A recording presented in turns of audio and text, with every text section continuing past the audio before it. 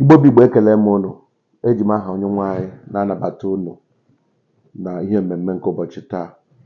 Taa achọrọ m ịgụpụtakarị na anyị bụ ebumnobi ma ọ bụ ndị bekee na-akpọ objective, mission, vision nke anyị nwa bụ ndị otu a anyị na-ehiwe ji wee na-eme ha bụ n'obi wee na-eme mmemme a. O doro anya na eji anyị n'ọrụ n'ihe gbasara politiks n'ala Naịjirịa. Eji anyị n'ọrụ n'ihe gbasara religion na Naịjirịa. Eji anyị n'ọrụ n'ọtụtụ ihe ndị ọzọ dị iche iche na economics. Eji anyị n'ọrụ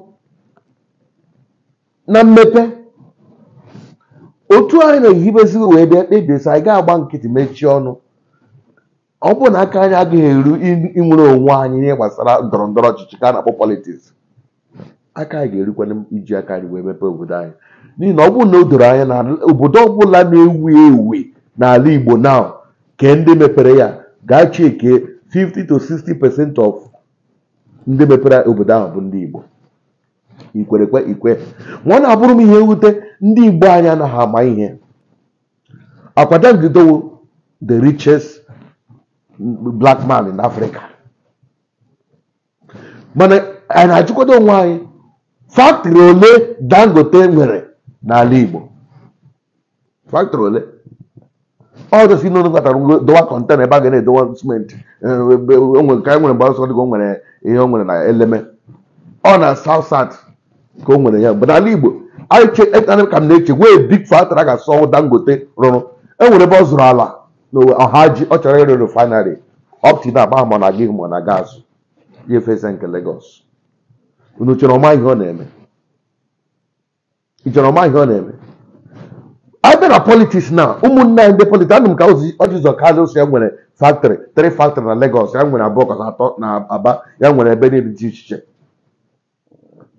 Ma na-ajụ ya ọda politishan ọjịzọ kalụ erihu Tinubu na ego Atiku ojinwe ori ya nego factory Atiku ole nọ n'ala Igbo.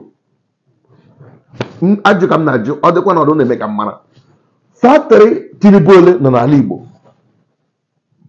Ọ dị top politicians ndị anyị na-agba ha factory Buhari bụ ego niile kwụna hụrụ ebe ọ gara ga arụ nke ya na Niger n'ụlọ na mmiri gị hụlọ arụ na mmiri. Ai Chineke, ebe a ka Buhari rụrụ nke ya ole ka ọ rụrụ n'ala Igbo? Nothing. I chere ndị ama ihe? I chere ha ma that na one day obodo a onye ọla ga-agawarịrị onwe n'ihi na ihe ọ bụla jikọtara ọnụ n'abụ Chineke jikọtara a ga-atọsa ya. Aha si bụ akwụkwọ nsọ si whatever that is planted not by the father shall be rooted. Ọwụhụ Chineke plantịrị Nigeria and ebe ọwụ Chineke plantịrị ya a ga-efopụ ya. Ha mara na a ga-efopụ ya one day ma ọwụ n'ụtụtụ ya wụ n'ihi ọwụ n'ihi ya wụ n'abalị mana ofu ụbọchị a ga-efopụ ya. So ya mere ha ji ha anaghị abịa emepe ala Igbo. Ha na-eme Igbo anyị agha sorokwa ha na-emepere ha ala. Ihe ndị a ka ọgbakọ ahụ sị enough is enough. Rochas mepere skuul gaa n'ugwu ọsa webe skuul a na-ebu gbomgbomgbom fri ihe niile fri o nwere keno na Owerri.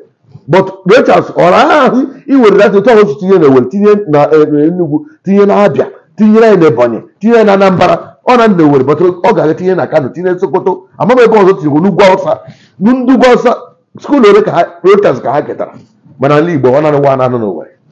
If I'm not mistaken ọkwa na m mege mistake kọwara nụ ya bụrụ ta ha si were akụ ha niile fim n'ọhịa emecha ha wụọ ha n'ala kwa Jizọ Kalụ becha bewa akwa. Rochas emecha jụwa lawa nke onye isi ndị sineti na amamozi si gwa okwe nke gị politiks nke gị akwa mụ na gị so dara zụọ ọkwa isi prezident onye isi ala gị bịakwa bịaghachikwa ezinụlọkwa ya na onwe ya na-achụpụla ya isi na ọsọ etekele over. Ndị a na-akpọ ụnụ overhead unu na-ebe efere ha Naijiria anyị lọvụrụ Naijiria ha eji unu na-agụ garị ha ma ihe ha na-eme. Ị na-achọ ịgwa na ndị ama na ha wụ ndị Naijiria a na-arụ refinery na-aga eshifti eto n'obodo ndị ọzọ Niger, Algeria lie pipe mmanụ na-elipụ outside Nigeria. They know what they're doing. Ha ma na unu ga one day tinye ga-eme ha ewere pipe lie from ala Igbo na South South bupụ ya lipụ ya to Kaduna. I know your name, we love our Nigeria shall be great again. azụlike. Biko ọgbakọ a na anyị ekpebiele ihe anyị kpebiri bụ anyị bụ n'obi na ebe o doro anya na eji anyị n'ọrụ ihe ndị mkpọgasịrị aha ebumnobi anyị na anyị ga-eleba ihe gbasara sekuriti, mana agaghị m agwa unu otu anyị ga-elebara ya anya ma hụkwara ihe gbasara insekuriti n'ala Igbo ọ ga-agbadata site na amara Chineke.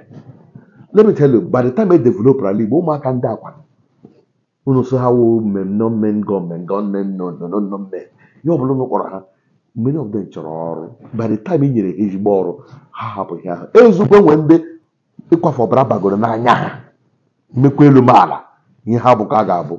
Don't worry, nature will take care of those ones. But ndị akọ mmepara ya na-agba n'onwe ahụ ike emere emezie ka ahụrụ imepe ala Igbo ha ga-apụta bịaba soro tinye aka ihe gawa agawa buru ya n'obi. Anyị ga-eleba ihe gbasara ụlọ ọgwụ. Anyị nwego ndị ikpe kwere anyị nkwa ịrụ ụlọ ọgwụ dị iche iche ma transplant ma ndị nọ and otu esi eme achieve dịkwa very simple. Onye Igbo ọbụla tọrọ anyị 1,000 naira and the rest is history. Number 3, a ga-enwe ihe na-akpọ registration of onye ọbụla member of this group ga-enwe registration process. You register with us, anyị ga-ekwe ka ihe ruchibugide gị. One of the things ihe ga-ekwe ruchibugide gị bụ onye na-agba moto ịnọ na store otu a na onye register with us otu a na-anọkọta asị abịa chụpụcha ndị ụmụ ogbenye na-enwe otu ọnọ ha n'ọnụ na ha ga-akwụ tax, ha ga-akwụ ụgwọ shọpụ, ha akwụ ụgwọ nke revenue. No, onye ahụ na-abịa nara kọntrakt na revenue na gọọmenti na-erigbuzi ndị Igbo anyị ga-agwa gọọmenti kwụọ gọọmenti ụgwọ ji aka anyị ma na-eji that particular registration handle ka ndị mmadụ hapụ ị na-ata ahụhụ. Aka m akọrọ gị detail. A ga-enwe ihe na-akpọ inyere ndị ogbenye aka. A ga-enwe ihe na-akpọ insurance scheme. A ga-enwe ihe na-akpọ emblem ahụ ihe wuru ha ala ya na-aga polisi nwude gị chọrọ ka ọ bịa ka ifo gị because emblem ahụ to target ka nwee ike wepụga unnecessary checkpoint. If yiri emblem ahụ our group polisi stop gị enwere nọmba ị ga-anọda gị kpọọ. Anyị ga-enwe ndị laya nwe ndị niile nọ nchiche ọnwụ ha na ihe gị zuru so akwụkwọ gị zuru ezu ọkwa na akwụkwọ gị ezuru a ga-enyere gị aka mere gị akwụkwọ were emblem ahụ na-aga polisi jide gide a ihe ndị plan ndị a nọ on. Aga m ekwu ọtụtụ ka hapụ ịtụkwa aka ịtụkwa ngwugwu a ga-atọ atọ. Then a ga-enwe ha na-akpọ football academy. A ga-enwe ha na-akpọ ihe ndị ọzọ na ga-akpọ aha ya nwere ka ọzọ na ga-akpọ aha maka ndị iro. A ga-enwe ha na-akpọ Hall of Fame. A ga-enwe ha na-akpọ mass return of ndị Igbo wepụta once in a year ndị Igbo niile ebe ọbụla nọ lọta ụlọ Igbo Day. Ọ bụrụ na Igbo Day nke obodo dị taa abịrịba day ma no Igbo Day a ga-enwe ya. A ga-enwe ha na-akpọ internet radio. A ga-enwe ha na-akpọ economy development maka a ga-eleba anya ihe gbasara religion atọsala ndị Igbo so much. Ụfọdụ sọta ka esi ekpe ọ dịsị amụma pastọ bịa bucha amụma onwe ihe ga-eme na asị gị lekwa onye ga-awụrụ anyị Chineke anyị lekwa onye ga-awụrụ anyị prezidenti otu awụ n'ezi. Ụfọdụ asị gị lekwa ihe dịta oge eme ya nọkwa na-ebu na-aga onye rute aka aka a ga-ewebe a ga-aga dewe ha. So na ya regulate ụmụ oke amụma ụgha ndị a maka ndị dibịa na-eme anara ụmụ okorobịa ego rie ego si a na-emere ha ka a na-emere ha ọkụ ite a na-emere nka ihe ndị anyị na ga-etinye under control. A ga-ahazi ya ma onye sọrọ onye ọbụla na ihe ọbụla na-ewetara anyị n'Igbo mbibi a ga-elebara ya anya. A ga-enwe ihe a na-akpọ anyị na-apụla agwa na a ga-enwe ihe a na-akpọ mass burial. Ọbara akwafuru ya n'ala Igbo akarịgo. Ụfọdụ n'ime ha mmụọ ha na-akpagharị na-enye nsogbu na-achọ mmegwara. Baịbụl sị na ọbara nwanne gị nọ n'ala na-ebe akwa ka iwe megwata. So ọbara ndị dị otu a na-akpagharị nụ a ga-enwe ihe na-akpọ mass burial. Emere ha mee ekpere n'isi ha ndị amaala ga-eme nke ha ndị ụka eme nke ha ka ala wee jụrụ oyi. A ga-enwe ihe na-akpọ ọtụtụ ihe dị iche m na ga-akpụ nwa ha mana ihe ndị ahụ dị blueprint ihe ndị a chọrọ ime achieve n'ala Igbo. So ọ bụrụ na ị ka nọ na-enyo ihe a ga-emenwe agaghị emenwe ya ụgbọ agharala gị ọ kakwara gị mma na isonyere anyị n'ụgbọ nzọpụta ụgbọ na-ala imepe ala Igbo. Join the box. Ụgbọ a na-amara mma edere Igbo ruo ụlọ banye ya ka ị nwee ike ga-aga were ngozi nke ala Igbo.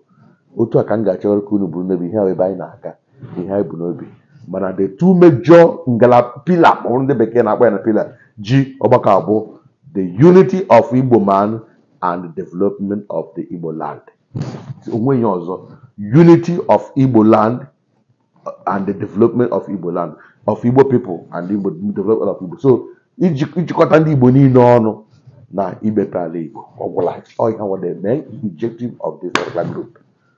Ka m jide ya otu a ụbọchị nta ga-achọ na Owerre ntị anyị na-aga on. Ekele ka m Chineke na anyị nwetago board of trustee anyị ndị okwu ha siri ike n'ala Igbo na ọha the board of trustee anyị agaghị akpọ ha ugbu a. Anyị nwetara grupu dị iche iche ihe niile ọ na-aga n'anya ya nọmba anyị agbagotewe ugbu a zụ onye chi join anyị ị ga-asa some question ọwụzụ mgbe anyị na-achọ mmadụ batawa echi join ị ga-asa some question ka mara ma iwe onye Igbo because onwe ebe a na-enwe ndị agwụrọgwa anyị ọbụla egwu ihe ọbụla ibilọngụrụ ịbata ebe ahụ anyị bụ Igbo anyị abụghị only religion anyị abụghị grupu political group ọbụla anyị abụrụ grupu this agitation group ọbụla anyị wụ ndị Igbo and the unity of Igbo will our paramount and development of the land. Udoteruno ọmụabụ Jovika na-ekwu guess what? You might be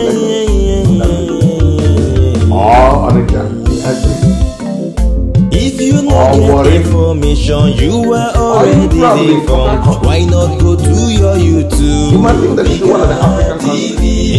You want come for Facebook, Jovika TV, Instagram and Twitter, Jovika TV.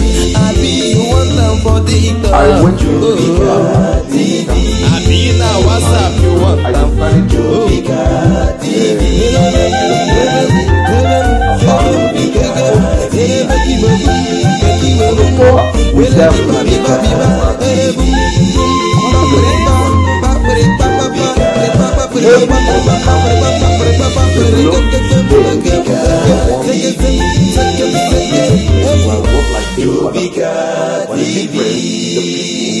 Who are the government to reach you know what they want, they believe